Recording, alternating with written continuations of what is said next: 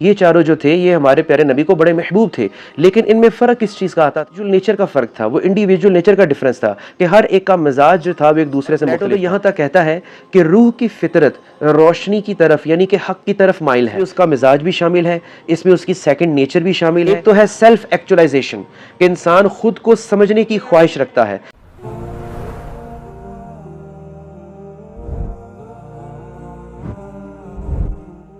जहाँ तक इंसानी फितरत का ताल्लुक़ है तो इंसानी फितरत जो है उसको हम दो हिस्सों में डिवाइड करते हैं। एक बहसियत इंसान, उसके अंदर एक फ़ितरत मजमूई पाई जाती है जिसे हम यूनिवर्सल नेचर कहते हैं, और दूसरी जो नेचर है वो उसकी इंडिविजुअल नेचर होती है जिसे हम इनफरादी फ़ितरत जो है वो कहा जाता है।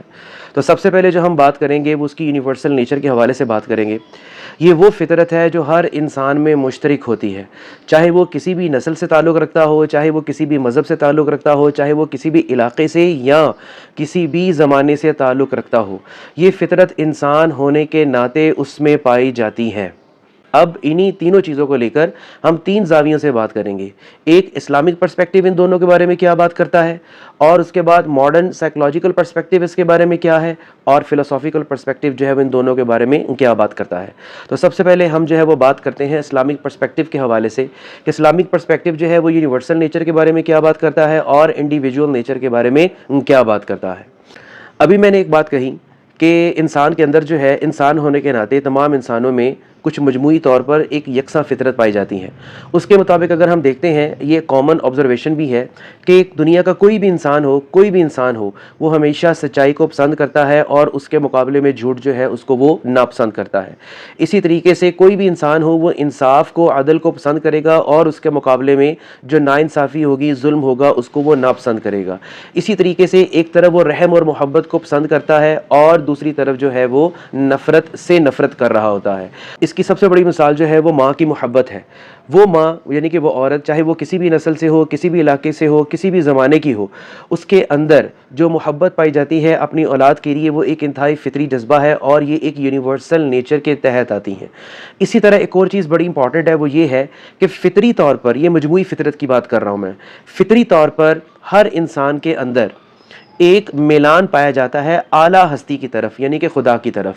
यही वजह है कि इंसानी तारीख़ में कोई ऐसा दौर नहीं गुज़रा कि जिसमें किसी न किसी शक्ल में खुदा का तसव्वुर मौजूद ना हो, जिसमें किसी न किसी शक्ल में आला हस्ती का तसव्वुर मौजूद ना हो। तो ये उसी मजमूई फ़ितरत का नतीजा है कि हर इंसान जो है वो किसी न किसी शक्ल के अंदर आला हस्ती या खुदा को मानने के लिए तैयार होता है, उसकी इबादत करने के लिए तैयार होता है, उसको खुश करने के लिए वो तैयार होता है। अब कुरान पाक में जो बात कही गई है इस मजमूई फ़ितरत को लेकर, इस यूनिवर्सल नेचर को लेकर, वो कुरान पाक की बड़ी एक मशहूर आयत है, फ़ितरतुल्लाहिल्लती फ़तरन्नास अलैहा ला तब्दील लिखल्क़िल्लाह। वो फ़ितरत के अल्लाह ताला ने जिस पर तमाम इंसानों को तख्लीक़ किया। यहाँ तमाम इंसानों की बात हो रही है, काबिल गौर बात यह है, यहाँ सिर्फ एक मुसलमान की बात नहीं हो रही, तमाम इंसानों की बात हो रही है। और मज़ीद अल्लाह ताला इस आयत के अंदर क्या कहता है, ला तब्दील लिखल्क़िल्लाह, कि उसकी तख्लीक़ यानी कि जिस फ़ितरत पर उसने इंसान को पैदा किया है वो फ़ितरत में बिल्कुल भी तब्दीली नहीं है। इस वजह से दुनिया का कोई भी इंसान किसी भी इलाके का हो, तारीख़ उठा के देख लो, किसी भी ज़माने का हो, ये जो चंद चीज़ें मैंने आपके सामने रखी हैं ये तमाम इंसानों में फ़ितरी तौर पर यकसा जो है वो पाई जाती हैं। अब हम बात करते हैं पर्सनल नेचर के बारे में, जिसे हम पर्सनल डिस्पोजिशन भी कहते हैं। और ये पर्सनल डिस्पोजिशन क्या है? ये वो फ़ितरत है जो हर इंसान को दूसरे इंसान से मुख्तलिफ बनाती है, यानी कि इसे हम मिजाज भी कह सकते हैं या किसी किस्म का शख्सी झुकाव भी कहा जाता है। और इस फ़ितरत के अंदर जो पर्सनल डिस्पोजिशन होती है उसमें उसका माहौल भी इन्वॉल्व होता है, यानी कि ये वो ट्रेट्स होती हैं, ये वो खूबियाँ होती हैं जो इनफरादी तौर पर अल्लाह ताला ने जो है वो तमाम इंसानों के अंदर रखी होती हैं, और यही वो खूबियाँ होती हैं जिससे हर इंसान की जुदागाना शख्सियत जो है वो वजूद में आती है। इसके बारे में भी कुरान पाक में मौजूद है, लेकिन इसकी मैं चंद पहले मिसालें देकर आपको समझाना चाहूँगा।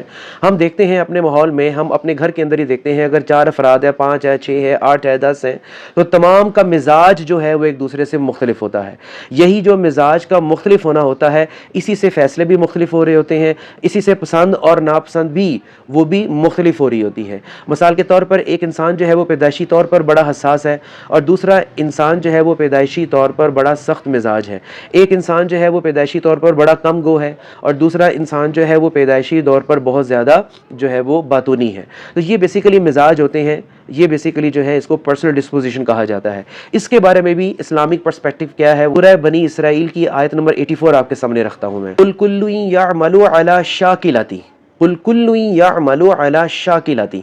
यहाँ जो लफ्ज़ शाकिला का लफ्ज़ इस्तेमाल हुआ है ये बेसिकली उस यूनिवर्सल नेचर की बात नहीं हो रही, ये उस पर्सनल डिस्पोजिशन की बात हो रही है, जो जुदागाना शख्सियत की बात हो रही है। इसमें उसका मिजाज भी शामिल है, इसमें उसकी सेकंड नेचर भी शामिल है, इसमें उसके अंदर जो पर्सनल ट्रेट्स हैं वो भी उसके अंदर शामिल है, और इसी शाकिला के अंदर वो ज़माना जिसमें वो पैदा हुआ है वो भी शामिल है, और वो माहौल जो है, वो इलाका जो है वो भी उसके अंदर शामिल है। इसलिए तो कुरान पाक में अल्लाह ताला ने बोला है ला युकल्लिफुल्लाहु नफ्सन इल्ला वुसअहा।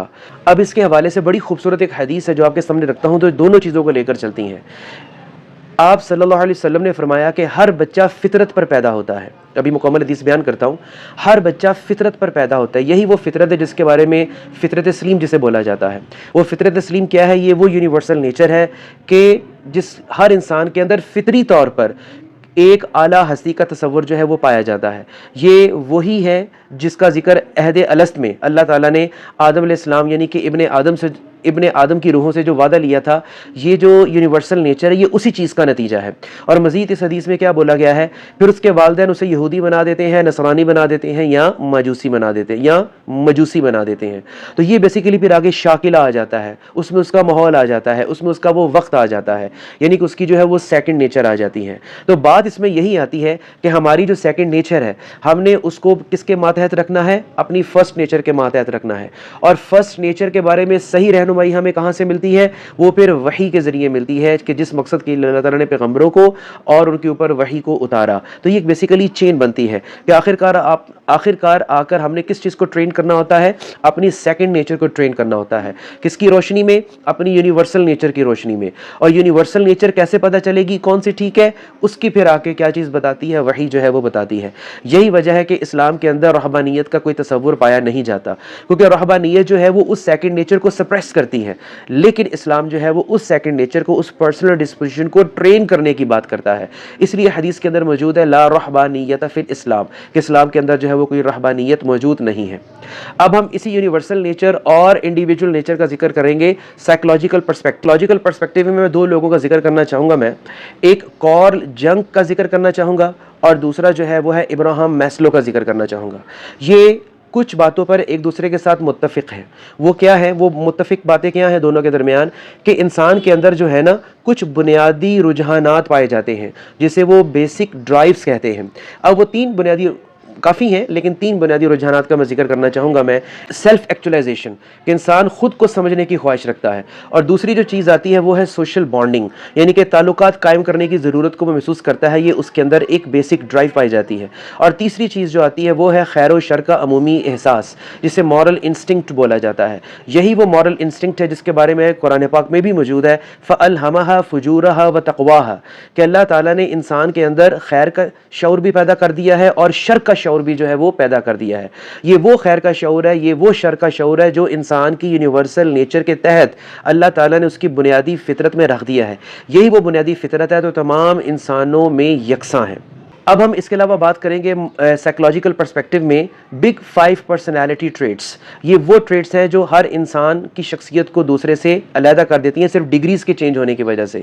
वो 5 बेसिकली चीज़ें क्या हैं? एक है ओपननेस, कि इंसान तजर्बात के लिए कितना अपनी ज़िंदगी में आमादा होता है, और दूसरी चीज़ जो आती है वो है कॉन्सेंचुअसनेस, यानी कि ज़िम्मेदारी, और तीसरी चीज़ जो आती है वो एक्स्ट्रावर्जन, यानी कि मेल जोल आ जाता है, और फोर्थ पॉइंट इसमें जो आ जाता है वो है एग्रीएबलनेस, यानी कि उसके अंदर नरमी जो है वो किस हद तक किस डिग्री में पाई जाती है।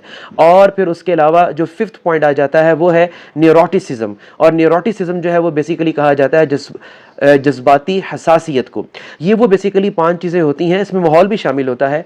ये वो 5 चीज़ें होती हैं कि जिसकी डिग्रीज के चेंज होने की वजह से हर इंसान की अपनी एक इनफरादी शख्सियत बनती है, और इन 5 चीज़ों के ऊपर वो वक्त और वो माहौल और उसका आसपास की जो सोसाइटी है वो उसके ऊपर बहुत ज़्यादा इफेक्ट और इम्पैक्ट हो रही होती है।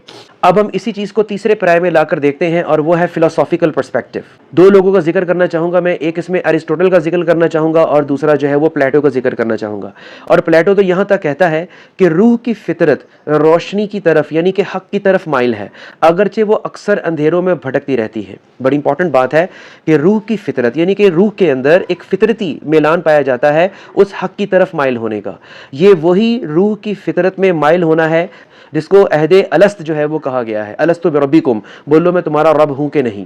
तो ये उसी चीज़ की तरफ जो है वो इशारा करता है। और दूसरी तरफ जो इंडिविजुअल नेचर है उसमें मैं कोट करना चाहूँगा मैं जेन पॉल सार्त्र को। कहने को तो वो एग्जिस्टेंशलिस्ट है, लेकिन ये क्या कहता है कि इंसान अपने इंतखाब से अपनी ज़ात खुद बनाता है। मतलब इसकी बात करने का ये है कि हर इंसान अपनी आज़ादी इरादा के साथ अपनी फितरी साख्त के मुताबिक एक ख़ास शख्सियत इख्तियार करता है, एक ख़ास शख्सियत इख्तियार करता है। गो कि इसमें थोड़ी सी बात जो है वो प्रॉब्लमेटिक है, लेकिन मैंने सिर्फ इसको यहाँ इसलिए कोट किया कि ये जो है ये इनफरादी शख्सियत के हवाले से बात करता है। इस फिलोसॉफिकल पर्सपेक्टिव में इस्लाम जो है वो किसी एक चीज़ की तरफ झुकाव नहीं रखता, बल्कि इस्लाम जो है वो इन दोनों नज़रियात के दरमियान एक तवाज़ुन देता है, जहाँ तमाम इंसानों की मुश्तरका इंसानी कदर को भी तस्लीम किया गया है इस्लाम के अंदर, और हर फ़र्द की जो इनफरादियत है उसको भी अहमियत दी गई है। यानी कि इस्लाम जो है वो फ़ितरत मजमूई का भी जिक्र करता है और फ़ितरत और इनफरादी फ़ितरत का भी वो जिक्र करता है। इस्लाम कहता है कि तुम सब एक असल से हो, तुम सब एक असल से हो, लेकिन हर एक को एक ख़ास मिशन, शख्सियत और मिजाज के साथ पैदा किया गया है। तुम्हारी असल कामयाबी इसमें है कि तुम अपनी शख्सियत की इनफरादियत को हक की तलाश और बंदगी के रास्ते में इस्तेमाल करो। और वो हक की तलाश और बंदगी का रास्ता जो है वो बेसिकली किन का रास्ता है? वो पैगम्बरों का रास्ता है, वो इस्लाम का रास्ता है। जो इनफरादी शख्सियत है और जो इनफरादी फितरत है, इसको ट्रेन करने के हवाले से 3 प्रैक्टिकल स्टेप्स जो हैं वो ज़रूरी हैं। एक, अपनी इनफरादी खूबियों को पहचाने, यानी कि जिसको हम सेल्फ अवेयरनेस कहते हैं। और दूसरी चीज़ क्या है? अपनी फितरत को हक के ताबे रखे, ना कि ख्वाहिशात के ताबे रखे। यही वजह है कि अल्लाह ताला ने कुरान पाक में इन ख्वाहिशात को इलाह के साथ तशबीह दी गई है। अराअयता मन इत्तखज़ इलाहहु हवा, कि क्या आपने ऐसे लोगों को नहीं देखा कि जो अपनी ख्वाहिशात को, जो अपने आप को अपनी ख्वाहिशात के ताबे रखते हैं, जिन्होंने अपनी ख्वाहिशात को अपना इलाह खुदा बना लिया है। तो प्रॉब्लम कहाँ आती है कि उनकी जो सेकंड नेचर है वो डिस्टर्ब होना शुरू हो जाती है, और उनकी जो फर्स्ट नेचर है वो भी धुंधला, उसके अंदर भी धुंधलापन पैदा होना शुरू हो जाता है अगर वो अपनी ख्वाहिशात के ताबे अपनी हर चीज़ को रखते हैं। और तीसरी चीज़ क्या है कि दूसरों की इनफरादियत को भी कबूल किया जाए, दूसरों की इनफरादियत को भी कबूल किया जाए। इसकी मिसाल मैं आपको दूंगा। जो चारों खुलफा थे, हज़रत अबू बकर सिद्दीक़, हज़रत उमर, हज़रत उस्मान और हज़रत अली रज़ी अल्लाह तआला अन्हु, इन चारों की क्या थी? चारों जो थे, और भी काफ़ी सहाबी, ये चारों जो थे ये हमारे प्यारे नबी को बड़े महबूब थे। लेकिन इनमें फ़र्क किस चीज़ का आता था? वो इंडिविजुअल नेचर का फ़र्क था।